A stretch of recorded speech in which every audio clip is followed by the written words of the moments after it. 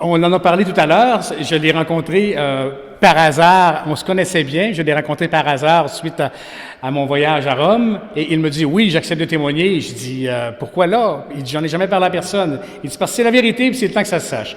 Alors, je pense qu'il va venir nous dire quelques mots. On l'applaudit, Monsieur André Plourde de Notre-Dame du Portage.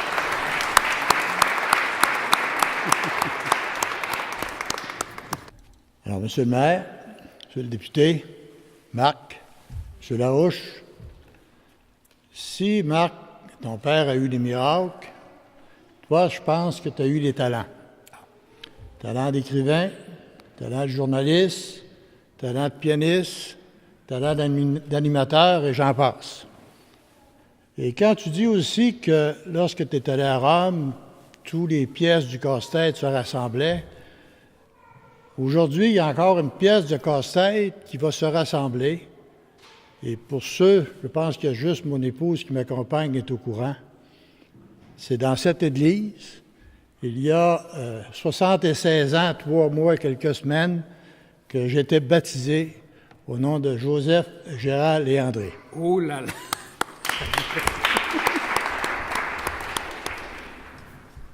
Alors, on dit souvent, je voudrais saluer aussi l'abbé Clément Landry qui est ici présent, c'est un de mes amis. On a souvent parlé ensemble, c'était peu lui à qui j'avais conté cette histoire-là, que pas beaucoup savaient, et qui m'a insisté à en parler plus. Alors, tout ça pour vous dire que souvent, on entend dire qu'un malheur n'arrive jamais seul. Il faut, je pense, dire plutôt, en ce qui me concerne, qu'un miracle n'arrive jamais seul. Parce que dans mon cas, moi, j'ai encore là, avec la foi, parce que dans ces choses-là, quand on demande des choses de miracles ou autres, il faut avoir la foi. C'est un peu l'exemple de quelqu'un qui veut gager à l'Auto-Québec. S'il n'achète pas de billets, il ne gagnera pas. Alors, avec la foi, on peut demander des choses. Et moi, je pense qu'avec le miracle que j'ai reçu après ma naissance, on est protégé pour la vie. Parce que dans ma vie, j'ai eu d'autres aventures et je peux vous dire que je m'en remettais toujours au frère André. Et j'ai été sauvé dans ma jeunesse à 2 noyades, dont une que mon épouse était présente. J'ai été sauvé aussi d'une autre maladie dans ma jeunesse, et où j'étais décompté, et c'est encore le docteur Couturier qui avait assisté à ma naissance et qui m'avait dit que j'étais aveugle, et qui avait dit à ma mère, il est aussi décompté. Alors, j'avais peut-être 5-6 ans, et j'ai été guéri. J'ai aussi été guéri. Il y a des gens qui se cachent de ces choses-là, mais je pense qu'il faut le dire. J'ai aussi été guéri de la boisson. Parce qu'il y a été un passage dans ma vie où il y avait une consommation très grave dans la boisson. Et le 6 avril dernier, je fêtais mon 39e année d'abstinence.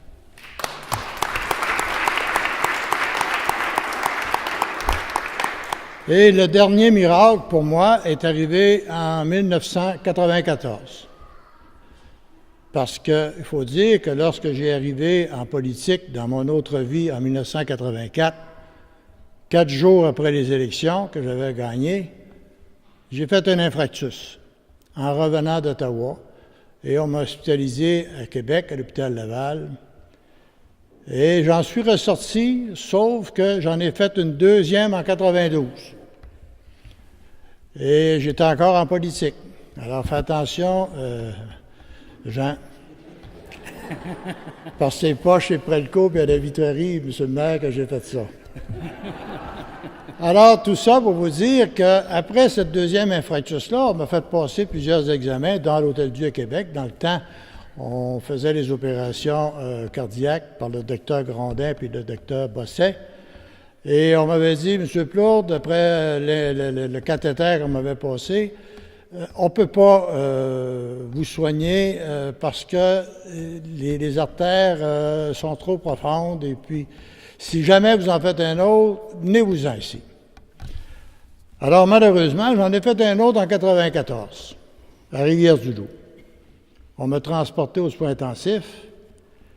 Et de là, le médecin qui était à l'ouvrage, je lui avais dit, docteur, appelez à l'Hôtel-Dieu à Québec, ils ont mon dossier et il faudrait que vous m'enverriez là. Et il dit, j'appelle pas à Québec, tu ne fais pas d'infarctus, tu fais une crise d'angine sévère. J'ai dit, j'en ai déjà 3 de faites, là, mais j'ai dit, appelez à Québec. Il n'a jamais voulu. Alors, on a pris les moyens. Et une demi-heure plus tard, on avait appelé à Québec. Une demi-heure plus tard, l'infirmière vient me dire « L'ambulance vient vous chercher, M. Plourde, vous êtes transféré à l'Hôtel-Dieu à Québec. » Et lorsque les ambulanciers sont arrivés à la porte de ma chambre aux soins intensifs, le docteur a passé pour me dire « Où tu vas? » J'ai dit « On vient me chercher pour m'envoyer à Québec. » Qui a décidé ça?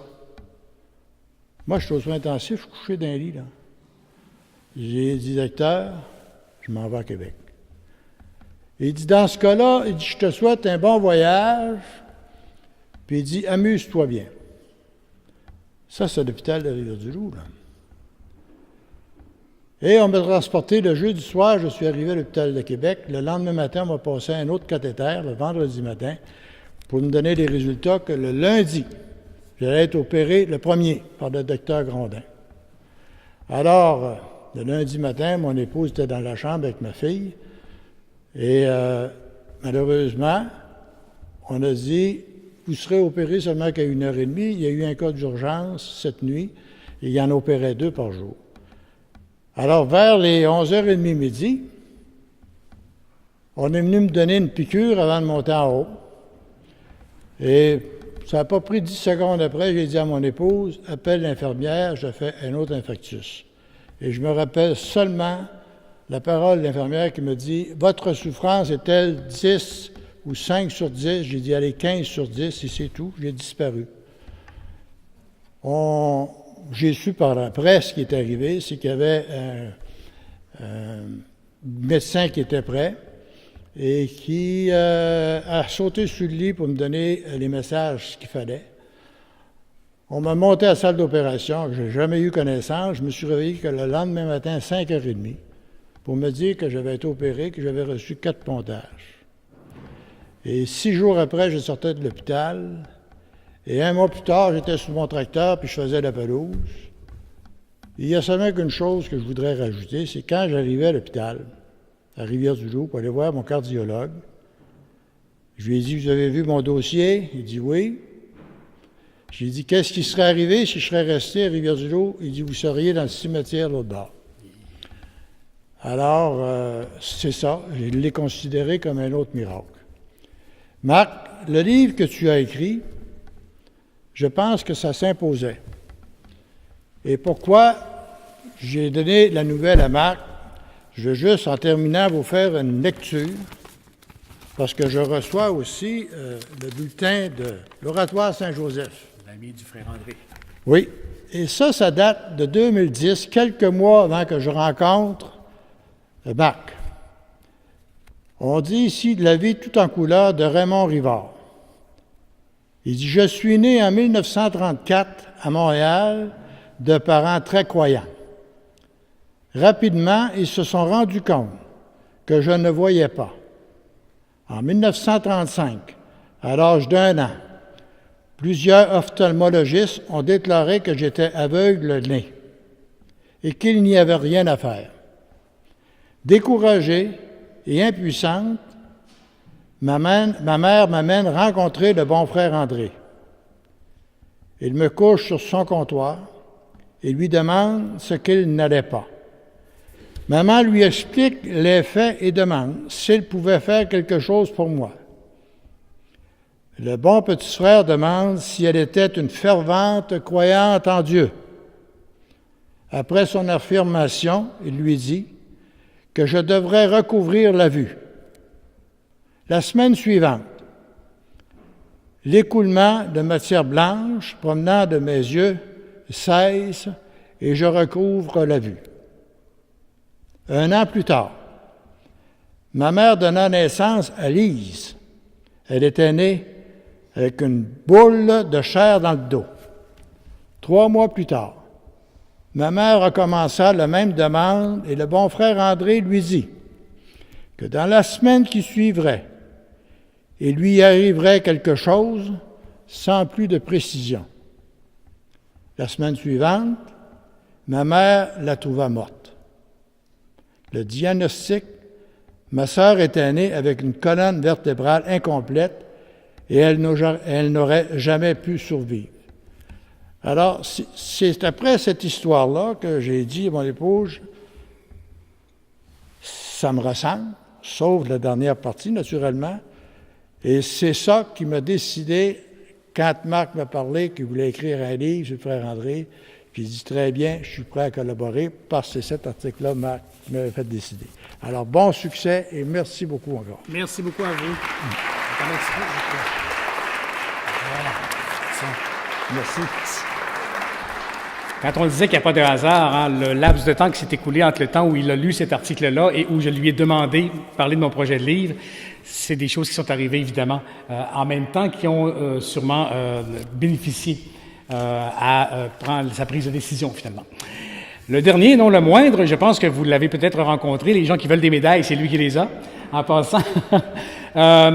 Il est venu de la Malbaie avec moi et c'est à travers de son histoire que tourne ce projet de livre. Mon père, s'il vous plaît, André Larouche.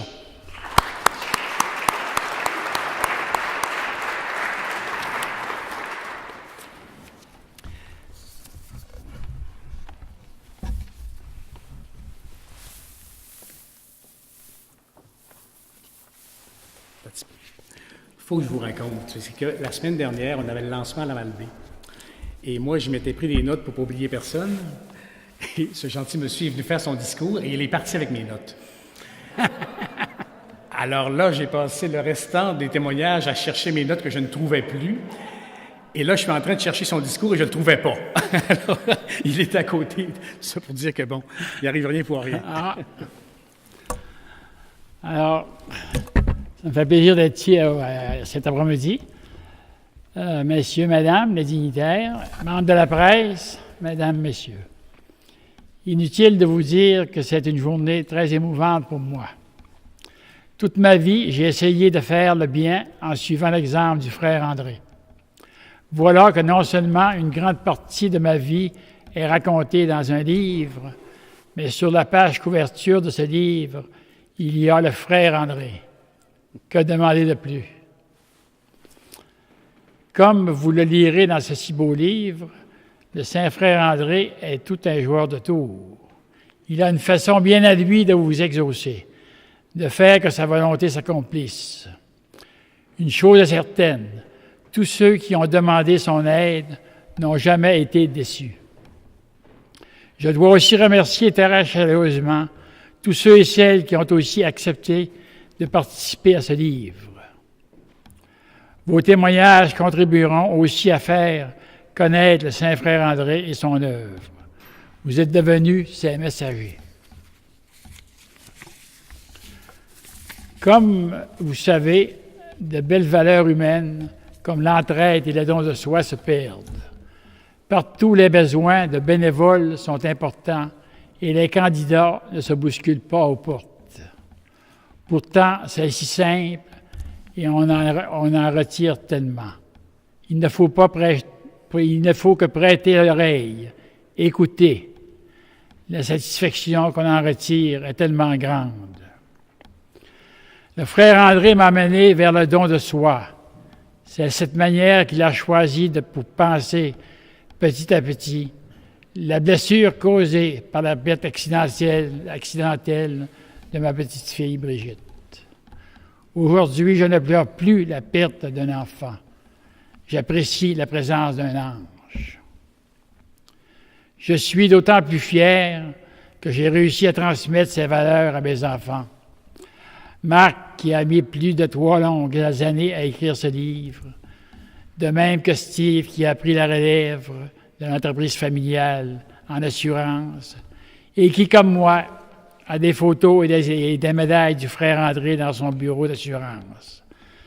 C'est impossible d'avoir une meilleure protection d'assurance avec le frère André. Aussi également, c'est évident que si je n'aurais pas eu mon épouse pour passer au travers, on n'aurait pas passé au travers. Alors également, mon épouse était pour moi d'une grande... comment je vous dire? Une grande aide pour passer au travers. C'est pas parce que tout seul, humainement tout seul, tu ne peux pas passer au travers. Une vie comporte des joies et des peines. Certains événements sont plus difficiles à apprivoiser que d'autres. Mais grâce à l'aide du frère André, rien n'est impossible. Je me considère choyé d'avoir pu bénéficier de sa présence constante. Et il n'en tient qu'à vous de profiter de la même protection. C'est si simple. Il n'y a qu'à demander et à croire. Ce livre est en quelque sorte mon héritage spirituel. J'espère ceux et celles qui le liront découvriront les bienfaits du don de soi, afin qu'ils aient eux aussi le goût de suivre l'exemple du Saint-Frère André. Le frère André disait que c'est avec les plus petits pinceaux que les artistes réalisent les plus beaux tableaux. C'est donc dire que c'est avec les plus petits gestes que l'on réalise les plus grandes choses. Merci à vous tous d'être venus aujourd'hui. Votre présence me comble de joie. Je n'ai qu'un souhait, que le Saint-Frère André vous comble de ses grâces. Merci.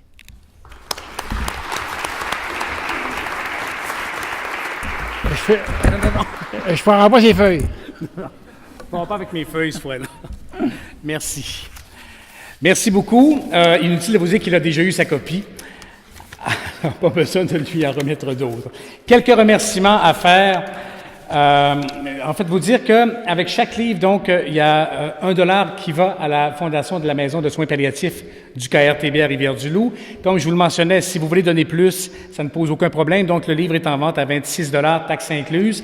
Si vous donnez, par exemple, $30, c'est pas $1, mais bien $5 qui iront à la Maison de soins palliatifs. Deuxièmement, avec l'achat du livre, il y a le manoir Charlevoix de la Malbaie, où on faisait le lancement la semaine dernière, qui nous a offert une nuitée à 50%, en fait, une deuxième nuitée à 50%, ainsi que 25% de rabais sur les repas. Alors, c'est valide au manoir Charlevoix de la Malbaie. Vous avez le coupon en achetant un livre. Vous avez aussi le pamphlet explicatif qui est le frère André. Il y a une photo également du frère André. Les gens qui en ont besoin, parce qu'il y a des gens qui m'approchaient tout à l'heure me disant « j'aurais besoin d'une médaille, c'est très important », bien, c'est lui qu'il faut aller voir. C'est le paternel qui s'occupe des médailles du frère André. En terminant, écoutez, je pense que on est ici aujourd'hui et si on a entendu parler de cet événement-là, c'est à cause de l'extraordinaire participation de tous les médias de la région et il faut que je les remercie. D'abord, CFTF-V, Le Soleil, InfoDimanche et infodimanche.com, le Saint-Laurent Portage, La Rumeur du Loup, Ciel FM, Horizon FM, Le Placoteux, CIMT TV, Choc FM, Radio-Canada, Rivière-du-Loup, sans compter les médias de Charlevoix. Depuis 3 semaines, là, je ne fais que ça. Je pense que j'ai donné une 40aine d'entrevues et d'articles un petit peu partout. Alors, la réponse des médias est absolument extraordinaire. Et comme le dit mon père, quand le frère André est de la partie, on ne peut pas avoir de problème. Tous les obstacles s'enlèvent d'eux-mêmes. On n'en a pas eu aucun. Tout le monde a été très généreux, très réceptif. Merci beaucoup. Merci, en terminant, à vous tous et toutes d'être ici aujourd'hui. Il y a un vin d'honneur, si vous le désirez, qui vous est servi tout à fait gracieusement. On peut continuer de jaser, on peut continuer la fête. L'Église est à nous et si vous voulez, vous pouvez apprécier les rénovations qui ont été faites dans cette merveilleuse Église. Merci beaucoup. Bonne fête de journée et au plaisir.